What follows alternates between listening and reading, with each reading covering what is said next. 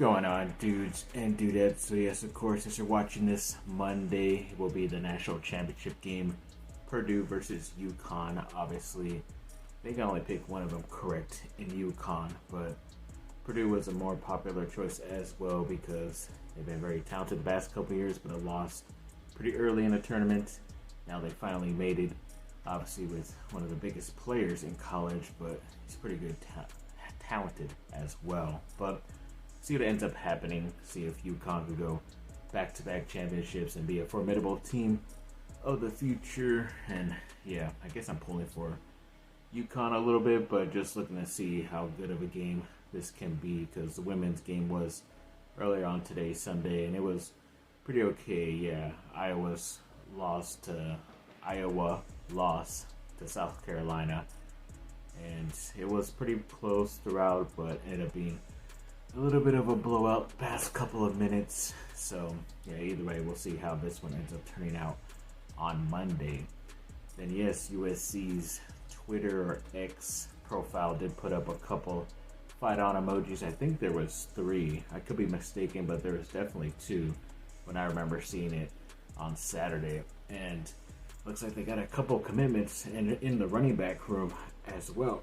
A 4-star running back in Harry Dalton from Virginia, I believe, and then a 3-star athlete who's most likely going to be playing running back, Daune or Daune Morris.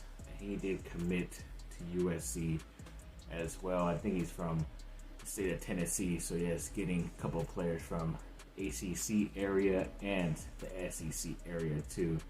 And he is listed as an athlete, Morris, but he's a very talented guy. Both of these guys actually play like a wildcat quarterback, where they basically get hike the ball and then they just run, because they're obviously fast and way better than a lot of the players they're playing against. But they also play all over the field, especially Morris, and you can see him in multiple positions. A lot of people kind of thought maybe as like a slot receiver as well, but a lot of people are saying that about Wormley, the last guy they got a couple weeks ago, as well at the running back position. So now they have 3 in this class as of right now. I don't know what that means for the local California guy, Carson Cox, who everybody thought he was going to be coming to USC out of all these players. So maybe there's still room to have 4 of these guys, or maybe one of them ends up leaving because Cox ends up committing to USC. We don't officially know yet, but yes, looking pretty crowded in that running back room. Anthony Jones Jr., the most recent staff hire for Lincoln Riley, has definitely been busy in getting these commitments, so we'll see how much more commitments USC can get. And 4-star Texas linebacker Riley Pettijohn was on USC's campus for a visit. I doubt it was his official visit, but still nice getting a very talented guy in on your campus to check out stuff. And then, yes, they did set up an official visit with the 4-star local cornerback from modern day, Chuck McDonald, who I think he was visiting USC this week unofficially, and then now has set up an official visit coming up pretty soon, I think on June 21st as well, one of those big weekends in June. So yeah, we'll see how it ends up turning out, but yes, they're definitely swinging for the fences here, especially on defense. I'm liking it a lot. And then Juju Watkins, the star freshman player on the women's side, won another award. I think it was like the Ann Myers Drysdale Shooting Guard of the Year award. Don't know exactly where it came from. Might have been that Women's Basketball Association place again. But yes, once again, she did get another trophy for her star-studded freshman year, and hoping to add a couple more in the near future. And USC center Arrington Page has entered the transfer portal the last couple of days, and he didn't get much playing time in his first year. He kind of came as a package deal with Isaiah Collier, the top freshman to come to USC, who is most likely leaving for the NBA. So it's not all that crazy that Page has decided to enter the portal. We'll see where he ends up, but there are a lot of guys too that have kind of trimmed their list down to USC. I'm going to get into right now, but there was some pretty big news that it looks like John Calipari of Kentucky is going to be leaving Kentucky for that Arkansas job that the new USC coach Eric Musselman just came from. So that's pretty crazy shift in the college basketball world, especially on the men's side. So I know a lot of those Arkansas guys did decommit or looking to transfer somewhere else, and a lot of people have kind of penciled them in to be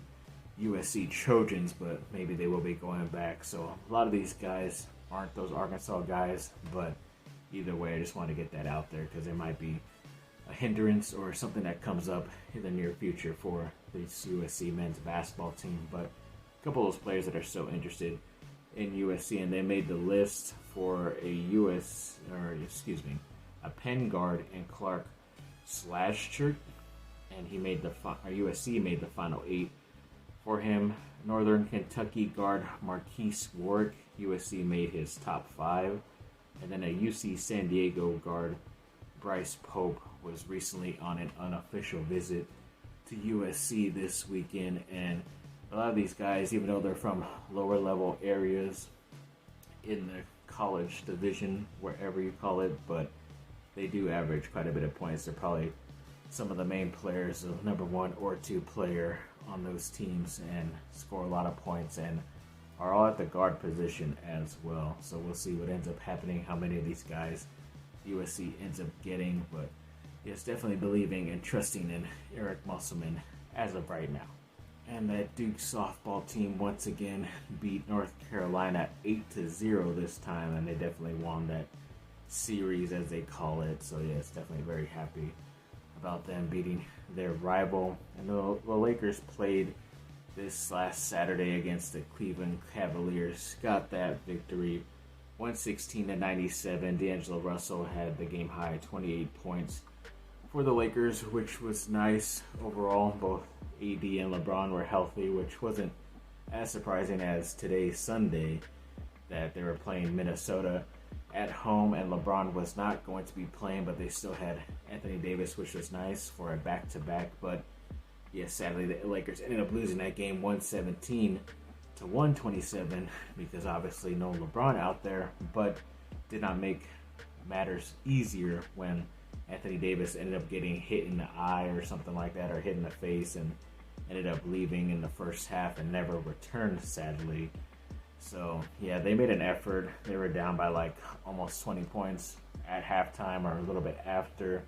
But yeah, they kind of made it a game somewhat. But yeah, sadly, they did miss out on moving up, because if they won this, they probably moved up a spot or 2 in the West rankings. But yes, as of right now, they're still kind of stuck in that 8, 9, and 10 area. So we'll see how this ends up going towards the last couple weeks of the season. And social media is getting all these Chargers fans excited, including myself, putting a prop picture of both Justin Herbert and Malik Neighbors put together on the same pictures. That was pretty cool, and obviously it's kind of looking more and more every day that he will be becoming an LA Charger if everything goes as planned, apparently, because it looks like Marvin Harrison Jr. did say his visit with the Cardinals last week went really well. So that's pretty much the team that would be taking Harrison Jr. away from the Chargers if he isn't there to be selected at number 5. So yes, still a lot of movement that can happen. If some teams want to move up and select a quarterback that ends up not getting taken, you just never know. But yes, as of right now, looking like Malik Neighbors, and that's a pretty good second place guy to select at number 5 in my opinion. Then the Chargers did host, or at least are looking at or showing interest in a couple of guys from the Louisville football team. There was a running back in Isaac Guerrero that they hosted recently, and they have shown interest in the center Brian Hudson as well. So yeah, checking out that team, seeing what they have available. I know USC did beat them up pretty good in that Holiday Bowl to end the season, but they are still some pretty talented guys. So I guess we'll see if they end up on the team or not. And then yes, there was a player who's an ex-wide receiver, Marquez Valdez-Scantling from the Chiefs. He's recently showing interest in going to sign with the Chargers. I don't know if the Chargers are interested in him because he does have big playability, which is what the Chargers will need, but he's not a guy you want to pay that much to try to be a reliable number 2 or 3 receiver. He kind of just shows up here and there, and it's been beneficial for a team like the Chiefs, who don't really need him to be that consistent, but I don't think he would be that great fit for the Chargers. I know they are still showing interest, and a lot of teams are, in the ex-Cincinnati wide receiver Tyler Boyd. So it's pretty obvious that if they don't end up finding solutions here or there, or if he doesn't end up getting signed before or after the draft, then the Chargers will probably be one of the teams to snag him up, and I am definitely looking forward to that. Thanks for watching, people. Like and subscribe. Comment down below. Let me know what y'all think. Have a great rest of your day. Bye.